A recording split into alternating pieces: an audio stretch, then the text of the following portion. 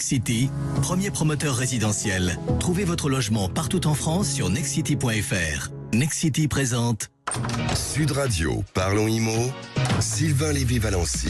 Et on a tous besoin de se loger, même si c'est pas nécessairement en tout cas la période la plus facile pour trouver un logement. On en parle aujourd'hui avec vous, Sylvain Lévy-Valency. Comment ça va ? Ça va bien, et vous, Jean-Marie ? Écoutez, ravi de vous retrouver comme tous les samedis, un peu après 8h15, et ce jusqu'à 10h. On va parler d'immobilier aujourd'hui. On parle de quoi précisément ? Eh bien justement, on va parler de la crise immobilière qui commence à se prolonger. On va parler des problématiques de copropriété, d'administration de biens, mais aussi de location, ainsi que de transactions, le moins qu'on puisse dire. Mon cher Jean-Marie, c'est que la morosité est bien ambiante. Eh ben, on va essayer de se remonter le moral. On vous donne la parole aussi à vous qui nous écoutez sur Sud Radio. 0826 300 300, problème de logement, n'importe quoi, punaise de lit, partage du bien par exemple, gestion d'un locataire ou alors relation avec votre propriétaire. 0826 300 300, on vous donne la parole aujourd'hui. Absolument, avec Bérénice Debine, on interrogera sur le partage des biens en cas de séparation. C'est un vrai sujet, parce que le mariage c'est bien, mais le divorce ça existe aussi. Ça fait plaisir de bon matin. Comme quoi la plus grande cause de divorce, c'est le mariage. Alors, enfin Jean-Marie, on va prendre la direction comme d'habitude avec la rédaction de la Vendée pour la présentation des biens coups de cœur de la semaine avec notre ami Grégoire Darico. Eh bien écoutez, c'est parfait. Avant ce Tour de France, trêve de morosité, tout de suite les infos à retenir. C'est avec vous, Bérénice Deville-Fleuriot, et on va commencer avec une technique de sport, je crois. Oui, c'était la semaine du rétropédalage. Est-ce que vous connaissez cette technique ? Oui, je rétropédale tous les jours. Ah bon, ça tombe bien, au gouvernement aussi, ils la connaissent bien. Surtout notre ministre de l'économie et des finances. Alors, petit rappel, juste avant de vous expliquer, pour vous resituer. Désormais, avec l'application de la loi Climat et Résilience, tout propriétaire bailleur doit réaliser un diagnostic de performance énergétique, dit DPE, pour le logement qu'il veut louer. Avec ce DPE, le logement obtient une note qui vont de A à G. G étant la plus mauvaise note, ce sont les logements qui consomment le plus de CO2, qu'on appelle aussi des passoires thermiques, et que le propriétaire va donc devoir rénover, puisque la loi prévoit également, en plus de ce DPE, un calendrier des interdictions de location des logements mal notés. Ça commence en 2025 avec l'interdiction sur le marché de la location des logements G. En 2028, ce sera les F qui seront interdits. En 2034, les E ne pourront plus être loués. Vous l'avez compris, c'est pour pousser les Français à faire des travaux de rénovation énergétique. Alors pour l'écologie, c'est très bien, sauf que premièrement, ça coûte cher des travaux, encore plus en période d'inflation. Et non, tous les petits propriétaires bailleurs ne sont pas riches. Et deuxième problème, dans un pays où tout le monde n'arrive pas à se loger, où l'on manque de logements, retirer en plus des logements à louer, on va dire que c'est pas la meilleure solution. Alors justement, est-ce que c'est vrai, Bérénice, ce qu'a dit Bruno Le Maire sur la question de la loi Climat et Résilience ? Eh bien oui, en début de semaine, Bruno Le Maire a confié à nos confrères du Parisien qu'il était contre toute écologie punitive. Donc c'est le cas de ce calendrier. Il a déclaré qu'il se demandait si ce DPE ne pouvait pas être amélioré d'une part, et il a même continué en disant qu'il fallait être très pragmatique et regarder si on pouvait décaler ce fameux calendrier d'interdiction. Il s'est même empressé de dire qu'à titre personnel, il était très favorable, en particulier pour les copropriétés. C'est plutôt une très bonne nouvelle. Oui, ça aurait pu être une très bonne nouvelle, sauf que le lendemain, rétropédalage. Ce mercredi, lors de la présentation du budget 2024, Bruno Le Maire a dit qu'il n'était pas question de modifier ce calendrier tel qu'il a été déterminé. Il n'y aura donc pas de changement de date pour l'instant. Alors est-ce qu'il aurait dû tourner cette fois sa langue dans sa bouche ? Est-ce qu'il s'est fait remonter les bretelles ? Est-ce que parfois, vous savez, le gouvernement lance une petite pièce pour voir la réaction et après il change d'avis ? Enfin bref, affaire à suivre. Alors mais justement, rétropédalage, Sacha Houlié a dit que Bruno Le Maire étudiait cette hypothèse de desserrement des règles. Et oui, un autre rétropédalage, Sacha Houlié, donc c'est un député qui est aussi président de la commission des lois à l'Assemblée nationale. Et voilà, il a dit que de trop nombreux Français se voyaient refuser un prêt à cause de règles trop strictes. Et il a dit que Bruno Le Maire réfléchissait à justement desserrer ces règles pour que les banques puissent prêter à nouveau à des ménages qui n'ont pas forcément des mauvais profils, qui pourraient emprunter. Et bien là, encore une fois, on s'apprêtait à crier victoire parce qu'il avait l'air plutôt optimiste, Sacha Houlié. Eh bien, que nenni, le ministère des Finances a décidé d'abandonner l'idée finalement. Toujours de fixer à 35% le revenu. Alors, fausse bonne nouvelle encore une fois, là, une dernière info qui va nous donner envie de vous gratter. Et oui, alors on en parle beaucoup. Vous savez, les punaises de lit, c'est un fléau. Il y en a dans les hôtels, il y en a dans les trains, il y en a même dans les salles de cinéma. Attention, quand vous regardez un film. Et on en parle sur Sud Radio. Et ça pique. Eh bien, sachez que pour les logements en location, il incombe aux propriétaires de payer la détection ainsi que l'élimination de ces insectes. Et ça coûte cher. Et ça coûte très cher. Si vous louez louer un logement, et attention, parce qu'il y a un cas de jurisprudence, il y a aussi des dommages et intérêts pour les locataires qui ont été piqués, parce que ça pique, ça va être là. Sauf, attention, quand c'est le locataire qui les a introduits, mais il faut le prouver. Et je le rappelle d'ailleurs, si jamais vous êtes concerné par les punaises de lit, que vous soyez locataire ou propriétaire, vous savez pas comment vous en débarrasser, ni à qui incombe la responsabilité, eh bien vous nous appelez 0826 300 300 en direct ou alors en nous laissant un message. On vous rappelle et on va vous mettre en relation avec des spécialistes sur Sud Radio. Allez, restez avec nous. On se retrouve dans un instant. Parlons IMO, tout l'immobilier. On va parler de la primo-accession, c'est-à-dire le premier bien qu'on achète dans sa vie. C'est ça, Sylvain Lévy-Valency? La primo-accession et tout ce qui découle de la primo-accession, mais ça peut être la gestion, les problématiques de copropriété, de location et de la vie dans l'habitat. Est-ce que c'est la meilleure année pour devenir propriétaire? Question qu'on va poser à notre invité dans un instant. À tout de suite. Premier promoteur résidentiel. Trouvez votre logement partout en France sur nextcity.fr. Nextcity présente Sud Radio, parlons IMO, Sylvain Lévy-Valency. Parlons de votre logement jusqu'à 10h sur Sud Radio avec Sylvain Lévy-Valency. Parlons de votre premier logement, pourquoi pas? Est-ce que c'est le moment de devenir propriétaire? C'est la question notamment que vous allez poser à votre invité, Sylvain. Absolument, c'est la question que l'on pose d'ailleurs aussi à vous, ceux qui nous écoutez. Vous pouvez donc apporter votre témoignage au 0826 300 300. Bonjour, Danielle Dubrac. Bonjour. Vous êtes la présidente de l'UNIS, l'Union des syndicats de l'immobilier. Alors pour qu'on puisse resituer un petit peu votre action syndicale, puisqu'il y a plusieurs organisations patronales, je vais vous demander si vous voulez bien de présenter un petit peu l'UNIS. Alors le UNIS, c'est l'Union nationale de l'immobilier. C'est un syndicat professionnel qui défend la profession, mais qui défend surtout les clients à travers des adhérents qui sont des syndics de copropriété, des administrateurs de biens immobiliers, des agents immobiliers, des experts et des promoteurs rénovateurs, des marchands de biens. Ça représente combien d'adhérents au niveau national ? Ça représente 6300 adhérents, mais surtout 63 000 professionnels de l'immobilier au service de vos... de nos clients, évidemment. Alors, on va parler de, vous le savez, le tracteur du marché de la transaction, ça reste la primo-accession, que ce soit dans le neuf, mais aussi dans l'ancien. C'est d'ailleurs un bon indicateur de la santé du marché. L'âge moyen d'achat des primo-accédants est en baisse ces dernières années, vous le savez, porté par des conditions de crédit ultra avantageuses lorsque, effectivement, la politique des crédits bas a s'est développée. De 36 ans en 2017, il est passé à 35 ans en 2019 et même 32 en 2022. Fin de la récréation. Il est reparti à la hausse en 2023 jusqu'à 33 ans d'âge moyen. Ma question est simple. Comment redonner des possibilités de premier achat aux trentenaires français versus ce qui avait été dit par Bruno Le Maire et Sacha Houlié qui était favorable à un élargissement des conditions de crédit? Il semblerait que le gouvernement, cet exécutif-là, n'est pas favorable à desserrer les taux, en fait, de l'endettement des Français pour l'immobilier. Alors déjà, vous avez raison, il y a une crise de l'offre, il y a une crise de la demande. Et dans la demande, il y a le problème de l'accession au crédit. Ça, c'est un vrai sujet pour les jeunes actifs, pour ceux qui veulent acheter. Et donc, du coup, qu'est-ce qu'on peut faire pour ça? Ceux qui fixent le taux d'effort maximum à 35%, c'est une autorité indépendante du gouvernement. C'est le Haut Conseil à la stabilité financière. On décide que pour pouvoir emprunter, on ne peut pas avoir un taux d'effort de plus de 35%. Mais on ne regarde pas tous les critères. On ne regarde pas tout ce qui peut éventuellement améliorer ce taux d'effort. Cette autorité ne veut pas changer les critères d'éligibilité. Et donc, du coup, ce qui se passe, c'est que on ne peut plus avoir de crédit. Est-ce que c'est normal en France qu'un locataire qui paye 1 000 € de loyer ne peut pas avoir un crédit de 1 000 €? On pose quand même la question. Alors c'est frappé du bon sens, effectivement. Donnez-nous un exemple sur des critères qui pourraient éventuellement être négociables. Peut-être que je sais que vous ne ménagez pas vos efforts dans l'action syndicale de premier plan. Quels seraient les critères qu'il faudrait revoir pour desserrer cet étau que vous proposez d'ailleurs au HCSF comme au gouvernement? Eh bien déjà, regardez s'il y a une épargne à côté, s'il y a d'autres façons de rémunérer que le salaire. Il y a plein de critères possibles.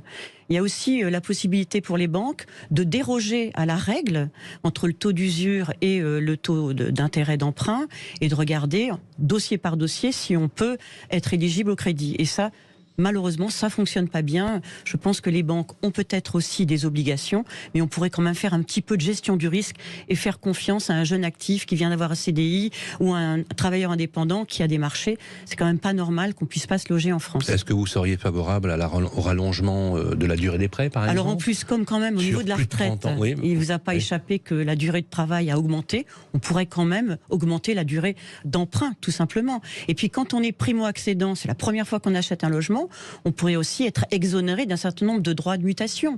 Ça, c'est quand même des pistes de réflexion qu'il faudrait travailler.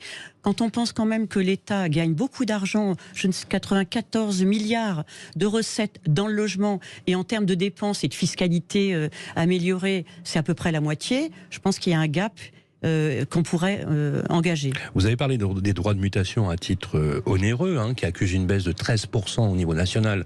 Et sur Paris, on chiffre pratiquement à 15%. Il faut rappeler aussi que les droits de mutation financent aussi les collectivités locales. Est-ce que le PTZ, dans sa nouvelle formule, vous le trouvez bien ?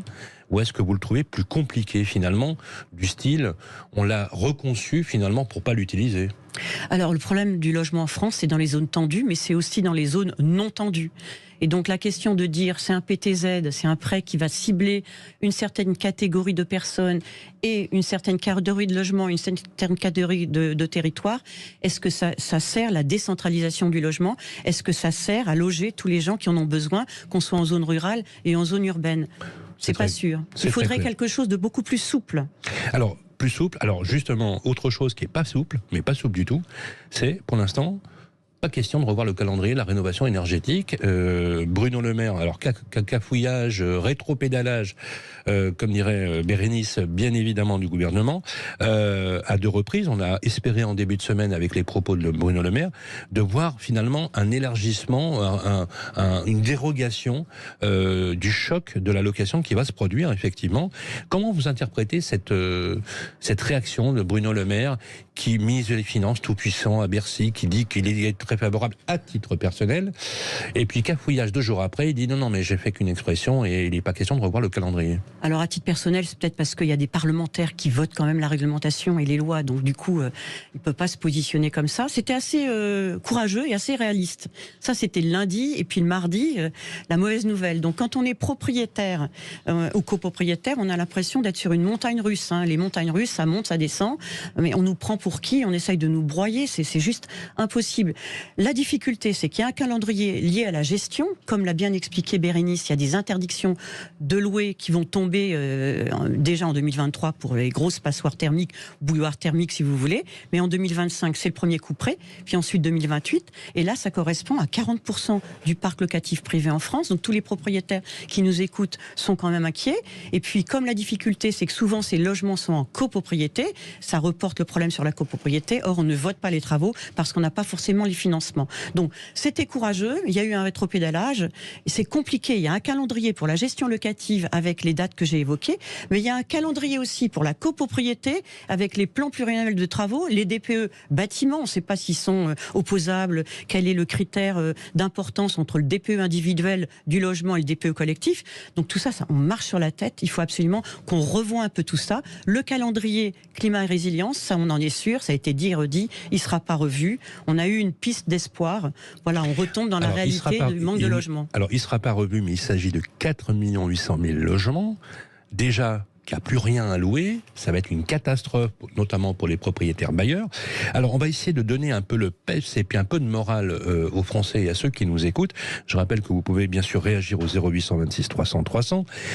Vous avez des propositions concrètes à faire au gouvernement pour l'amélioration à la fois du calendrier de la rénovation énergétique, mais aussi du schéma des travaux, notamment le fait, par exemple, d'être qualifié accompagnateur rénov dans le cadre de la mise en œuvre des travaux de rénovation énergétique. Pouvez-vous nous détailler un petit peu le programme de l'UNIS à ce sujet ? Alors, on a des pistes de réflexion. Vous savez que tout part de cette fameuse étiquette, le DPE. Et donc, ce DPE, il faut qu'il soit fiable. Il y a une méthode conventionnelle pour calculer l'étiquette qui a été élaborée. Est-ce que c'est pas le moment de regarder cette méthode ? Qu'est-ce qui manque ? On s'aperçoit que les petits logements, ça pose un problème sur la méthode. Il faut la revoir. Tout le monde est au courant de ça. On peut peut-être rajouter aussi dans les critères qui calculent l'étiquette un certain nombre de choses. Par exemple, quand quelqu'un met un système de pilotage et d'alerte de sa consommation, ça peut être un bonus. Quand on a des robinets thermostatiques, ça peut être un bonus. Quand on a des stores et des volets roulants, ça peut être un bonus. Tout ça, ça mérite d'être rajouté. Donc ça, c'est la première piste. Ensuite, quand on est dans un bâtiment collectif et qu'on a un logement individuel, regardez le DPE collectif par rapport au DPE individuel. Qu'est-ce qu'on peut prioriser ? Qu'est-ce qui est meilleur comme méthode ? Tout ça, il y a des tas de pistes de réflexion. Est-ce que on va être écouté au niveau du gouvernement ? En tout cas, nous, on est est dans un mode combatif, comme vous l'avez compris. Mais est-ce qu'on va être entendu? C'est une autre question. Et on a aujourd'hui lié la décence énergétique, donc cette étiquette, à l'habitabilité et la décence locative. Est-ce que ça, c'était bien? En tout cas, le gouvernement, nous, on est prêt à travailler sur comment est-ce qu'on peut faire pour améliorer le passage de l'étiquette G 2025 à l'étiquette F 2028. Ça nous donnerait un petit peu d'air, au moins pendant 3 ans. Dernière question, des chiffres qui donnent le tournis, on en a beaucoup parlé. D'ailleurs, Patrick Roger, dans sa matinale, a interviewé Xavier Lièvre, qui est notaire lors du 119e congrès, sur le statut du bailleur privé. Voilà, le statut du bailleur privé, sur la possibilité de redonner en fait du mou, de la fluidité, du pouvoir d'achat aux propriétaires. Dites-nous en quelques mots, puisque on a l'impression que ce qui va se passer en ce moment, avec justement les pressions sur les étiquettes F et G, c'est massivement des mises en vente qui vont être fatales finalement au marché locatif. Est-ce que vous pouvez nous en dire quelques mots pour conclure ? C'est ce qui se passe aujourd'hui, c'est-à-dire un propriétaire qui n'a pas les moyens de financer une rénovation, de changer son étiquette dans son logement, il ne vote pas les travaux, et du coup il se dit, c'est le moment de vendre, et donc il vend en l'état son logement. Un acquéreur peut ne pas faire les travaux s'il habite le logement. Donc là, on est en train de spolier, on est en train d'embêter tous les propriétaires bailleurs. Donc l'idée, c'est d'avoir une banque de rénovation pour pouvoir financer le reste à charge. Il faut aider les gens qui sont en précarité énergétique, il faut aider les propriétaires modestes, mais le bailleur, celui qui loue un logement de longue durée, aujourd'hui, il n'est pas aidé au niveau de la fiscalité. Nous, on est très déçus dans la loi de finances 2024 qu'il n'y ait rien pour ce bailleur. Et qui a été adopté au forceps, encore une fois. On nous a dit qu'il y aurait des amendements. Faites-nous confiance pour défendre le propriétaire bailleur. Et donc l'idée, c'est de dire un propriétaire bailleur devrait louer moins cher que le marché, mais en compensation, il pourra amortir son bien, c'est-à-dire qu'il pourra payer moins d'impôts fonciers. Grâce à ce dispositif, c'est quelque chose qui ne coûte pas beaucoup à l'État, et grâce à ça, on pourra faire les travaux de rénovation. Merci Danielle Dubrac. Je rappelle que vous êtes la présidente de l'Union des syndicats de l'immobilier l'UNIS. Encore une fois, les amis, vous pouvez écrire, nous téléphoner, partager votre avis sur le 0826 300 300. Ouais, surtout à ce moment-là, parce que dans un instant, ça vous concerne. On va parler de votre vie quotidienne et de votre logement. Vous êtes peut-être en couple libre, en tout cas une union libre, ni pacsé, ni marié. Vous avez acheté à deux un logement, pas de chance, le couple bat de l'aile. Comment vous faites pour vous y retrouver? On va vous expliquer tout ça avec un témoignage au 0826 300 300 dans un instant et un expert. À tout de suite. Premier promoteur résidentiel. Trouvez votre logement partout en France sur nextcity.fr. Nextcity présente Sud Radio, Parlons Immo, Sylvain Lévy-Valency. Parlons de votre logement avec vous et avec Sylvain Lévy-Valency. 0826 300 300. Vous avez un problème à régler, c'est le moment de nous appeler parce qu'on est là pour le résoudre, Sylvain. Oui, merci Jean-Marie. Le 0826 300 300 pour vos questions. Bérénice, nous avons laissé nos auditeurs cette semaine leur poser la question. Et quelle est la question du jour aujourd'hui? Alors, on va accueillir tout de suite Laure qui va nous expliquer un peu plus en détail. En gros, c'est une rupture d'un couple qui est en union libre avec l'achat d'un bien en commun. Bonjour Laure. Bonjour. Bonjour, merci de me recevoir. Avec plaisir. Alors, on est ravis de vous recevoir. Est-ce que vous pouvez nous expliquer un peu plus en détail donc ce qui vous arrive? Oui, bien sûr. Je me suis mis avec mon ex il y a à peu près 8 ans. On a acheté, pas tout de suite, mais on a acheté un bien, du coup un appartement. On avait chacun le même apport. Alors, je ne sais pas s'il faut que je donne les chiffres ou pas. Je ne sais pas si ça change quelque chose. Bon, vous pouvez, peu importe. Ok. Et du coup, on s'est séparés en mars. D'accord. Et moi, je suis partie vivre avec mon enfant ailleurs parce que je voulais pas rester dans l'appartement. J'avais un peu des mauvais souvenirs, on va dire. Et puis, j'avais le temps de me remettre de la rupture. Et puis maintenant, je voudrais récupérer les fonds. Parce que lui, il est toujours dans l'appartement. Ouais, lui, il est toujours dans l'appartement. D'accord. Et il y est bien. Hein. Mais du coup, moi... Moi, je voudrais refaire ma vie et je voudrais... C'est pas drôle. Mais vaut mieux en rire. Oui. Ça va mieux maintenant. Non. Et du coup, je voudrais reprendre ma part, en fait, parce que je voudrais moi-même acheter et j'en ai besoin. Et j'ose pas trop en parler autour de moi. Je sais pas trop comment m'y prendre. Je sais pas qui je dois aller voir. Sachant qu'on avait mis le même apport. Et je sais pas si, sachant quelque chose, on a un enfant ensemble, mais on n'était ni passés, ni mariés, ni rien. D'accord, donc vous avez un enfant ensemble seulement, et puis vous avez remboursé, hein, il y a eu des remboursements de crédit, parce que ça fait un moment que vous l'avez acheté cet appartement. Tout à fait, et puis il y a une plus-value aussi, parce qu'on l'a acheté 310 000 il y a 5 ans, on l'a acheté en novembre 2018, donc il y a eu quand même pas mal on va dire, d'évolution sur le marché de l'IMO à Lyon, parce que je suis à Lyon. Et du coup, je sais qu'il a quand même bien pris. Et du coup, il y a l'apport que je voudrais récupérer, ce que j'ai mis du crédit, parce qu'on a encore un compte commun pour la petite et pour le crédit. Le crédit. Parce que là, vous continuez à payer en fait pour cet appartement, du coup. Tout à fait. Mais je n'y suis plus parce que c'est moi. Je suis partie de mon plein gré. Parce que voilà. Oui, mais bon, du coup, maintenant, en fait, la rentrée est reprise, etc. Je voudrais remettre les choses au clair. Et je sais pas qui aller voir, je sais pas combien de temps ça va durer. J'ose pas trop en parler à mes parents parce que ça se comprend. Alors Laure, on va accueillir tout de suite notre experte. Il s'agit de Maître Cousigoussias. Bonjour. Bonjour à tous. Bonjour. Alors Maître, merci d'être avec nous. Vous êtes notaire à Paris et intervenante à l'École nationale de la magistrature et à l'école de formation du barreau. Alors je suppose que vous avez entendu le témoignage de Laure. Oui. Qu'est-ce que vous pouvez nous dire à ce sujet ? Oui, alors Laure, effectivement, la problématique que vous indiquez, ça arrive souvent et les notaires de France, effectivement, on est confrontés à ce genre de situation. Donc ce que vous dites, Laure, effectivement, c'est que votre ex-compagnon, il est très content dans l'appartement et il veut pas en partir. Donc ce qu'il est très important, c'est que vous discutiez avec lui, que vous lui fassiez un courrier en lui disant, chère Laure, que vous voulez qu'il vous rachète votre part. Et donc, comment ça se calcule ? Là, manifestement, vous avez mis le même apport. Donc, c'est super. Donc, en fait, il faut faire évaluer l'appartement au juste prix. C'est-à-dire que souvent, vous faites passer plusieurs agences parce qu'on sait très bien que les évaluations d'un bien, c'est pas une science exacte. On vous conseille de prendre la moyenne. Vous retirez, chère Laure, le capital restant dû de cette valeur. Vous voyez, si l'appartement aujourd'hui qui a pris de la plus-value, il vaut 300 et qu'aujourd'hui le capital qui vous reste à rembourser à la banque, c'est 100, vous voyez, il y a un reste de 200. Vous voyez là. Dans ces cas-là, votre compagnon, il doit vous verser 100 000 euros.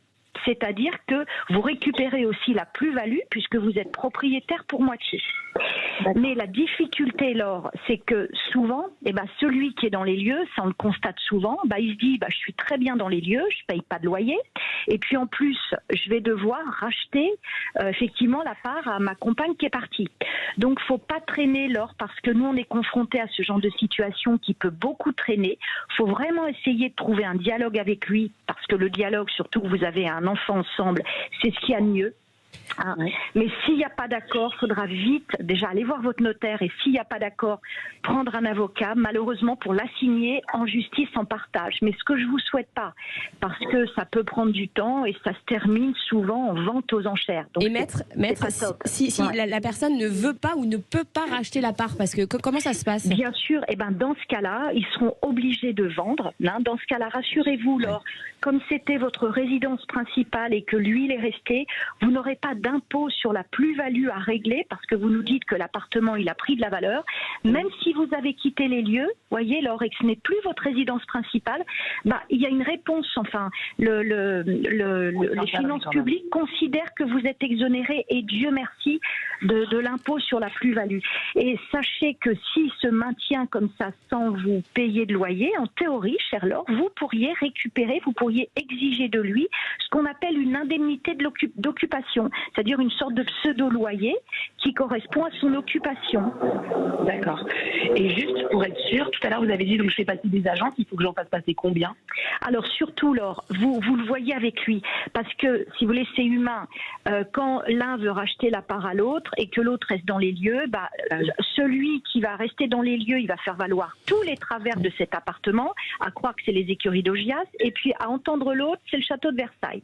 Donc ce qu'il faut, c'est que vous vous mettiez d'accord sur 3 ou 4 agences ensemble et que vous soyez présents lorsqu'elles passent. Pour pas que l'un s'imagine, c'était l'agent choisi par ma compagne, et lui a monté la tête, que sais-je. C'est fréquent. Vous voyez, faut qu'il y ait une totale transparence. Mais vraiment, Laure, dialogue et montrer que vous essayez de dialoguer. Parce qu'un accord est toujours mieux qu'un long procès. Voilà. Et du coup, si j'ai bien compris, je fais un courrier. On est bien d'accord pour qu'il y ait une trace écrite. Exactement. Et puis la difficulté, Laure, c'est que quand vous avez en fait souscrit le prêt avec votre compagnon, vous avez souscrit à 2. Donc aujourd'hui, votre séparation, la banque, peu lui importe. C'est-à-dire que votre compagnon, non seulement il va devoir vous racheter votre part, mais il va devoir en fait se dépatouiller, excusez-moi l'expression, avec la banque pour qu'il vous désengage. Et ça, c'est pas gagné. Parce qu'en fait, la banque, quand elle vous a octroyé le prêt, elle a considéré que vous aviez, vous, en fait, des revenus, et lui aussi. Donc, le fait de vous laisser partir, ça lui fait perdre, en fait, un débiteur. Donc, c'est pas facile, et les banques ne sont pas obligées. C'est la raison pour laquelle ces séparations ne sont jamais faciles, en tout cas. C'est pour ça qu'on vous souhaite bon courage, ma chère Laure. Vraiment gentil. Merci beaucoup, maître. Merci, maître. Merci.